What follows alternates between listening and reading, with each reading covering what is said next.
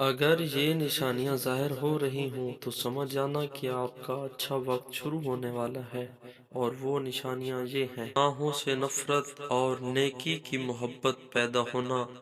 فرمان امام زین العابدین علیہ السلام: اللہ جب کسی پر کرم کرنا چاہتا ہے تو اسے گناہوں سے نفرت اور اطاعت سے محبت عطا فرماتا ہے۔ والدین کا راضی ہونا۔